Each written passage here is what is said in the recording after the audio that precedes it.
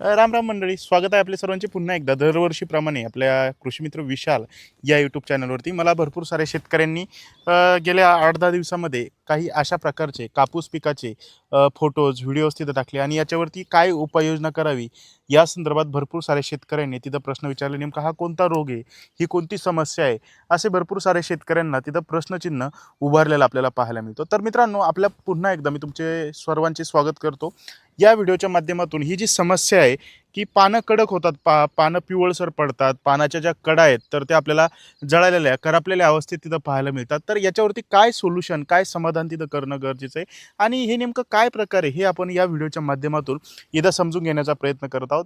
तसं पाहायला गेलं तर हा जो प्रॉब्लेम आहे मित्रांनो, तर हे एका रस शोषण करणाऱ्या किडीचा आपल्याला पाहायला मिळतो. यावर्षी कापूस किंवा महाराष्ट्रामध्ये जो पाऊस आहे तर तो थोडाफार उशिरा आलेला आहे. म्हणजे ज्या शेतकऱ्यांचा कापूस छोटा आहे तर त्या शेतकऱ्यांच्या पिकावरती सुद्धा आपल्याला हा जो काही हिरव्या रंगाचा तुडतुडा असतो पहा, तर ह्या हिरव्या रंगाच्या तुडतुड्याचा हा डॅमेज झालेला तिथं पाहायला मिळतो. शक्यतो दरवर्षी बऱ्यापैकी कापूस लागवड करून झाल्यानंतर 50-60 दिवसाच्या आसपास ह्या हिरव्या तुडतुड्याचा प्रॉब्लेम झालेला पाहायला मिळतो. परंतु यावर्षी थोडा लवकरच भरपूर साऱ्या शेतकऱ्यांच्या शेतामध्ये ज्या शेतकऱ्यांचा ज्यावेळेस कमराला कापूस लागत होता तर अशा टायमाला या तुडतुड्याचा प्रॉब्लेम पाहायला मिळत होता. परंतु आता ज्या शेतकऱ्यांचा गुडघ्याला कापूस लागतोय किंवा सुरुवातीच्याच अवस्थेमध्ये 8-10 पानावरती कापूस असतोय तर अशा टायमाला या तुडतुड्याचा जास्तीत जास्त प्रॉब्लेम झालेला पाहायला मिळतो.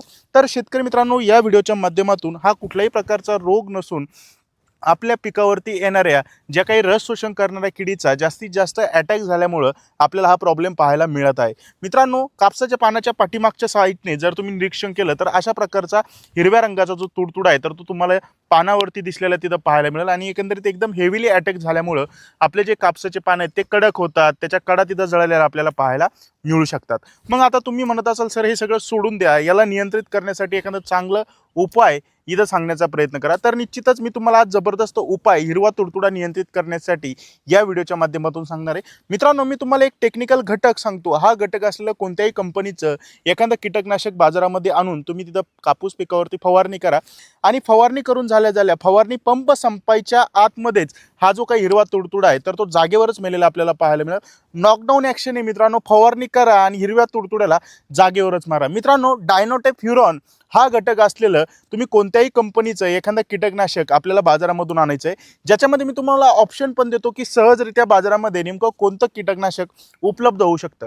ज्याच्यामध्ये एक एंडोफिल कंपनीचं सॅपर या नावाचं एक कीटकनाशक आपल्याला पाहायला मिळतं आहे. याच्यामध्ये डायनोटेफ्युरॉन प्लस ॲसेपेट हा टेक्निकल घटक आहे मित्रांनो.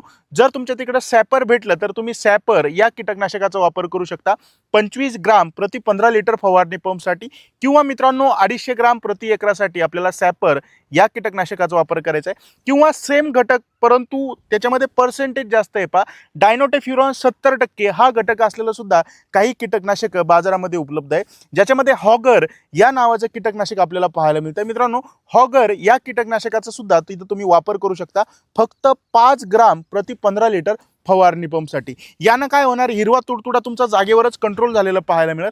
त्याच्यासोबतच शेतकरी मित्रांनो, आपल्याला हिरव्या तुडतुड्याच्या डॅमेजमुळं जे काही नुकसान झालेलं आहे, पानं थोडेफार पिवळे पडलेले आहेत, तर पानामध्ये चकाकी हिरवेगार पानं सुद्धा आणण्याचं काम हे कीटकनाशक आपल्याला करताना पाहायला मिळत आहे. मित्रांनो, मी तुम्हाला घटक सांगितलं आहे, सेम घटक असलेलं कोणत्याही कंपनीचं कृषी दुकानातून तुम्ही हा घटक असलेलं औषध आणा आणि फवारणी करा. हिरवा तुडतुडा जागेवरच मेलाय का नाही त्याचा फोटो काढा, मला टाका. मित्रांनो, तुम्हाला जागेवरच निरीक्षण झालेलं तिथं पाहायला मिळेल. याच्या अगोदर तुम्ही अशा प्रकारची फवारणी केली होती का, याचा कसा रिझल्ट आलाय, व्हिडिओच्या खाली कमेंट करून सांगा. आपले व्हिडिओज तुम्ही किती वर्षापासून पाहताय, त्याचा काय फायदा होतोय, उत्पादनामध्ये काही वाढ झाली का, उत्पादनामध्ये काही घट झाली का, ते सुद्धा कमेंट करायला मात्र विसरू नका.